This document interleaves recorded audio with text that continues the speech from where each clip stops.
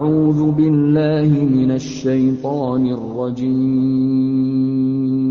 بسم الله الرحمن الرحيم Bismillahirrahmanirrahim. Assalamualaikum warahmatullahi wabarakatuh.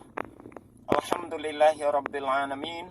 Assalatu wassalamu ala asrafil anbiya'i wal mursalin wa ala alihi wa sahbihi rasulillahi ajma'in. Rabbi shrah li sadri wa yassir li amri wahlul 'uqdatam min lisani yafqahu qawli. Alhamdulillah, puji syukur kita ucapkan kehadirat Allah Subhanahu wa taala. Sampai hari ini Allah masih memberikan kesehatan dan kesempatan kepada kita semua. Semoga kesehatan dan kesempatan ini dapat kita manfaatkan sebaik-baiknya untuk tetap berta'abudi kepada Allah Subhanahu wa taala. Salawat dan salam kepada Nabi Allah Muhammad sallallahu alaihi wasallam. Allahumma shalli ala Muhammad wa ala ali Muhammad. Uswatun hasanah buat kita semua, contoh suri tauladan hidup untuk seluruh umat manusia. Saudara sekalian, bertemu kembali kita berbincang-bincang hari ini masih berkaitan seputaran perbandingan agama. Pembicaraan kita hari ini adalah kita mencoba memberikan satu reaksi dan satu tanggapan terhadap sebuah video, di mana video itu merupakan perdebatan antara dua orang pendeta yang cukup terkenal. Pendeta itu di Indonesia ini, yakni pendeta Muryawali dan pendeta Paul Zong, di mana pendeta tersebut sedang mencoba memberikan satu satu bentuk pemahaman ataupun satu bentuk narasi berkaitan tentang konsep teologisnya atau konsep ketuhanannya yang kita ketahui bahwasanya konsep ketuhanan di saudara-saudara kita yang beragama Kristen yakni konsep Trinitas, ya. Jadi bagaimana mereka mencoba menjelaskan dan memperebutkan tentang kebenaran konsep Trinitas itu sendiri. Berikut saudara kita saksikan videonya, nanti setelah itu kita coba memberikan tanggapan ataupun reaksi terhadap video yang diunggah terhadap perdebatan dua pendeta ini. Berikut videonya saudara. Iya, karena Bapa ada di dalam Yesus, begitu. Iya, bedanya apa? Iya, tetapi Yesus bukan Bapa. Berani bilang Yesus bukan Bapa? Ya, Yesus bukan Bapa, pribadinya Siapa berbeda. bilang? Orang jelas Yohanes 14 ayat 9. Itu sebabnya logis ketika Yesus berdoa, ya, dia berdoa kepada Bapa, pribadi yang lain. Ketika dia berkata, Bapa mengutus aku, maka logis karena Bapa adalah pribadi yang berbeda. Kalau dalam konteks Anda ini, kalau Bapa berarti waktu Yesus berdoa, Bapa ya, itu berdiri di hadapan Yesus begitu. Bapa itu ada di mana? Loh, Maha hadir. Anda tanya, tidak relevan pertanyaan Anda. Loh, relevan sekali. Yesus menghadap kemana? Tetapi Alkitab tidak bicara menghadap kemana. Anda yang mencari-cari sesuatu yang tidak penting. Loh, yang saya kan mau nanya bicara. boleh-boleh saja. Saya kan Tapi barangkali Alkitab Pak tidak Muryawali kan saya nanya boleh. Orang kok Ya, mau nanya nggak tapi- boleh, Bapak gimana? Ngatur tapi pertanyaan Alkitab saya tidak suka-suka catat, saya. Saya mau nanya Ya. Yesus laki-laki atau perempuan kan suka-suka saya. Aku diutus oleh Bapa, lalu dia berdoa kepada Bapa. Bagaimana bisa komunikasi kalau Bapa itu adalah Yesus? Itu nonsense. Waktu dia berdoa, Ada roh yang di kepada- dalamnya, Bapak yang ada di dalamnya. bicara sendiri begitu ya, bicara sendiri seperti orang gila. Memang salah. Begitu. Nah inilah Anda coba bicara sendiri-sendiri di sana kalau tidak disebut gila. Yesus Ada disebut gila banyak- sama ada banyak keluarganya. hal, ada banyak hal yang kacau balau dari tadi yang saya bongkar dari awal sampai akhir sampai sekarang Oh, ini. enggak, kalau Yang saya ada itu semua tidak sadar. semua Ada statementnya itu Bapak tidak saya balas dengan Alkitab semua. Bapak yang muter-muter, Bapak nggak bisa Alkitab jawab. yang Anda tafsirkan dengan kacau balau. Alkitab yang Anda tafsirkan dengan kacau balau. Jelas di sini Yesus bicara kepada Bapa. Ketika Yesus dibaptis, Bapaknya di mana? Dari tadi kan saya tanya Bapaknya di mana. Bapak bilang bahwa tidak tertulis di Alkitab. Baik saudara, sudah sama-sama kita saksikan perdebatan dua orang pendeta ini saling mempertahankan argumentasi dan pemahamannya masing-masing tentang konsep Trinitas itu sendiri. Ada dua hal yang saya tangkap dari hal ini, dari perdebatan mereka ini, saudara. Meski ya yang jelas lucu dan menggelitik begitu ya. Begini saudara, kalau di pimpinannya, di pemuka agamanya saja begitu pola pemikiran dan pola penangkapan serta pola pemahamannya. Yang pertanyaannya lalu bagaimana dengan jemaatnya itu? Ya. Di pemuka agama saja begitu bermasalah dan begitu sulit mereka untuk mencoba memahami tentang konsep Trinitas itu sendiri. Memperebutkan tentang Yesus itu apakah Bapa? Ya. Itu yang menjadi titik perdebatan dan yang yang meruncing akhirnya perdebatan itu, sehingga saling menyalahkan dan saling menyesatkan gitu ya. Dan mereka saling menganggap ya argumentasi mereka masing-masing lah yang paling benar. Inilah penyebabnya kalau seandainya pola keyakinan itu didasari kepada asumsi. Ya. Pola keyakinan berdasarkan asumsi, bukan berdasarkan data dan fakta yang pasti dan yang konkret gitu ya. Tidak dijadikan sumber, mencari dan mengambil data sumber yang konkret, yang jelas, yang tegas, itu tidak. Sehingga ini yang terjadi. Pola keyakinan tentang konsep Trinitas itu saling saling pola pemahamannya masing-masing. Tidak sama antara satu dengan yang lain. Karena apa? Karena memang tidak ada konsep yang jelas. Bahasa logikanya tuh begini, saudara. Ketika kita akan berjalan menuju ke suatu tempat, ya, ke satu titik tempat yang akan kita tuju itu, dimana kalau arah untuk mencapai titik atau tempat yang kita tuju itu memiliki jalur yang jelas, tegas, dan tepat, saya yakin tidak akan ada orang yang tersasar atau tidak ada orang yang tersesat dalam proses perjalanan menuju tempat tersebut. Tapi apabila saudara, ketika seseorang itu ingin menuju ke satu tempat, tapi tidak ada jalur yang pasti dan tepat untuk mencapai tempat yang dituju, maka orang akan memiliki atau orang akan membuat jalurnya masing-masing. Dengan cara masing-masing, dengan pola pemikiran dan pemahaman masing-masing. Maka pada akhirnya saudara, ini yang bisa menjerumuskan seseorang bisa tersesat. Ya. Tersesat. Di dalam Matius juga Yesus mengatakan begitu, ya. Kalau seandainya mengikuti jalan manusia, ya pada akhirnya adalah sama seperti orang buta yang menuntun orang buta.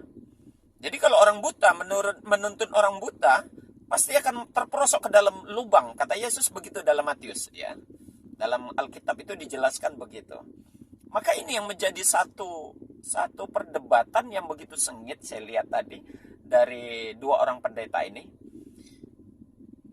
Di levelnya seorang pendeta saja begitu sulit dan sangat sulit untuk bisa menyatukan pola pemikirannya tentang konsep Trinitas.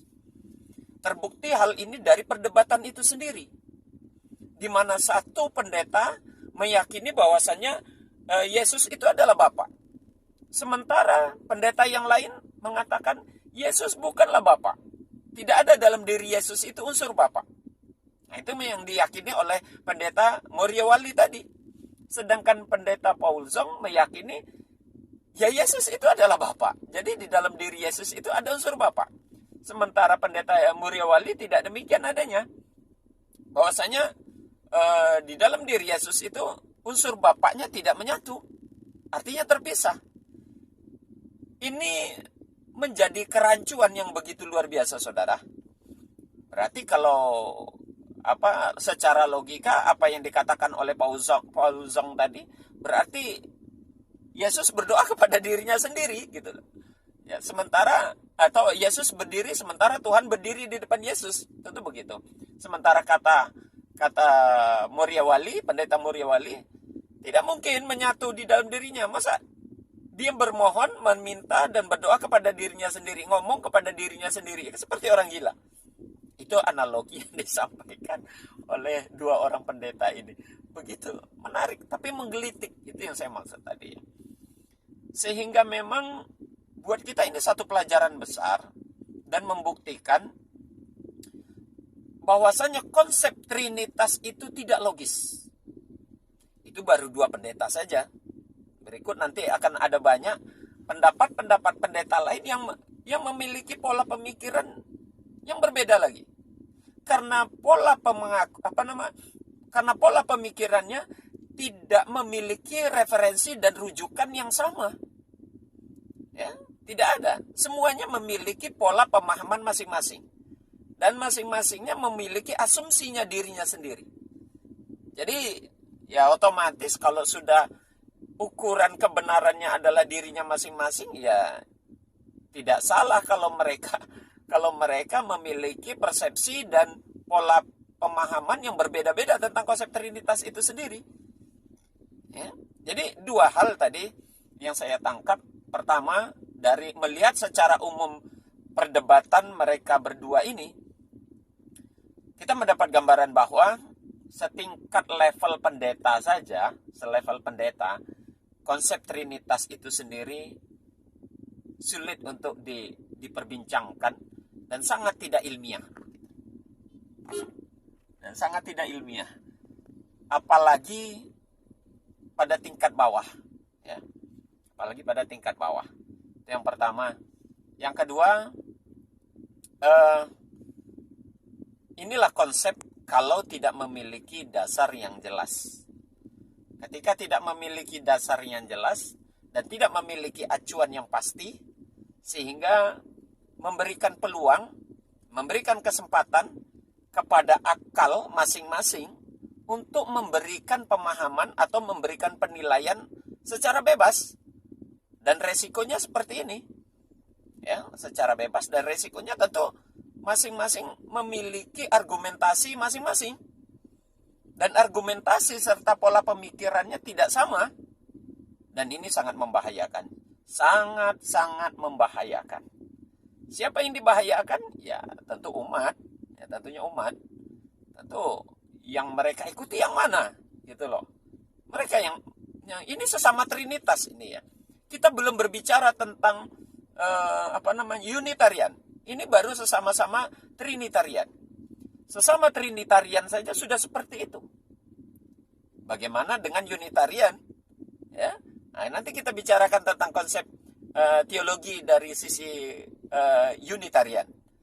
Ya, kita perbandingkan tentang konsep ketuhanan atau teologi konsep Trinitas itu dari sisi Trinitarian dengan konsep sisi Unitarian, ya. Nah, ini satu pelajaran yang jelas di depan mata yang kita seharusnya membuka mata lebar-lebar bahwasanya begitu rumit dan begitu peliknya, begitu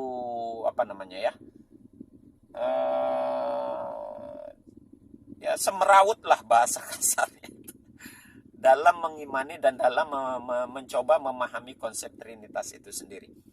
Memang tidak mudah, sehingga menyebabkan terjadinya perpecahan, perdebatan, tidak saja di kalangan jemaat, bahkan di tingkat pimpinan ataupun para pemuka agama Kristen itu sendiri. Dalam hal ini ya para pendeta, begitu ya.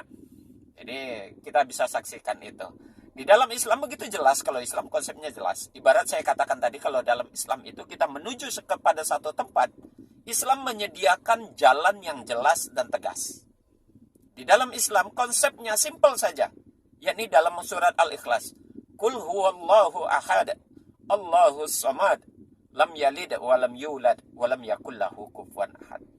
Secara gamblang, secara tegas dan jelas Allah mengatakan di sana, menyampaikan kepada Muhammad Rasulullah Sallallahu Alaihi Wasallam agar disampaikan kepada umatnya bahwasanya yang namanya Allah itu adalah Allah itu esa, satu, tidak mengandung unsur-unsur yang lain di dalam diri yang satu itu. Ya Allah itu ya Allah, ya.